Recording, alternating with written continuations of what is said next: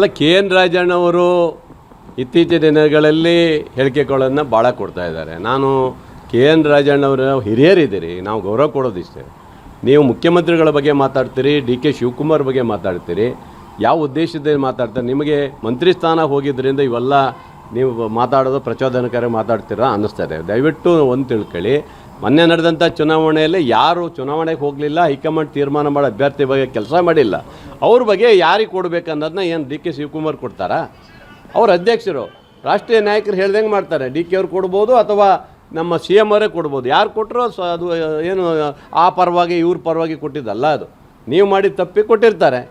ಈಗ ನಮಗೂ ಅಷ್ಟೇ, ದಾವಣಗೆರೆ ಹಾಕಿದ್ರು, ನಾನು 8 ದಿವಸ ಹೋಗಿದ್ದೆ, ನೀವು ಯಾಕೆ ಹೋಗಲಿಲ್ಲ ಅಲ್ವಾ? ಅದು ಪ್ರಶ್ನೆ ಬರುತ್ತೆ. ಅದಕ್ಕೆ ಕೊಟ್ಟಿರ್ತಾರೆ ಬಿಟ್ಟರೆ ಬೇರೆ ಏನಿಲ್ಲ. ಆದರೆ ರಾಜಣ್ಣವರು ಪದೇ ಪದೇ ಡಿ ಕೆ ಶಿವಕುಮಾರ್ ಬಗ್ಗೆ ಇವ್ರ ಬಗ್ಗೆ ಮಾತಾಡೋದಿದೆಯಲ್ಲ. ನಿನ್ನೆ ನೋಡಿದ್ರೆ ಮಾನ್ಯ ಮುಖ್ಯಮಂತ್ರಿಗಳ ಬಗ್ಗೆ ಬರೋದು, ಮುಖ್ಯಮಂತ್ರಿಗಳು ವೀಕ್ ಆಗಿಬಿಟ್ಟಿದ್ದಾರೆ, ಅವ್ರ ಕಡೆ ಅವ್ರನ್ನ ತೆಗೆದ್ರು ಸುಮ್ಮನೆ ಕೂತೀರ ಅನ್ನೋದು, ಇವೆಲ್ಲ ಏನಾಗುತ್ತೆ? ಹಿರಿಯರಾದಂಥ ರಾಜಣ್ಣವರು ಆ ಥರ ಹೇಳಿಕೆ ಕೊಡಬಾರ್ದು, ಅದು ಸರಿ ಇಲ್ಲ.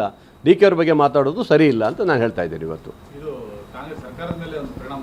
ಖಂಡಿತ ಇದೆಲ್ಲ ಏನಾಗುತ್ತೆ, ಅವರು ತಪ್ಪಿನಿಂದ ಬಾಕಿಯವರಿಗೆಲ್ಲ ತೊಂದರೆ ಆಗೋದು ಬೇಡ, ಇದರಿಂದ ಸರ್ಕಾರಕ್ಕೂ ತೊಂದರೆ ಆಗೋದು ಬೇಡ. ಅದರಿಂದ ಹಿರಿಯರಿದ್ದಾರೆ. ರಾಜಣ್ಣವರು ನಮ್ಮ ಆತ್ಮೀಯ ಸ್ನೇಹಿತರು, ನಿನ್ನೆನೂ ಸಿಕ್ಕಿದ್ದರು, ನಾವು ಊಟ ಮಾಡ್ತಾ ಇಬ್ಬರು ಒಟ್ಟಿಗಿದ್ದ ಮಾತಾಡಿದ್ವಿ. ಆದರೂ ಸಹ ಹೇಳಿಕೆಗಳನ್ನು ಕೊಡಬೇಕಾದ್ರೆ ಸುಮ್ಮನೆ ಡಿ ಕೆ ಶಿವಕುಮಾರ್ ಬಗ್ಗೆ ಕೊಡೋದು ಇದೆಲ್ಲ ಸರಿ ಇರೋದಲ್ಲ.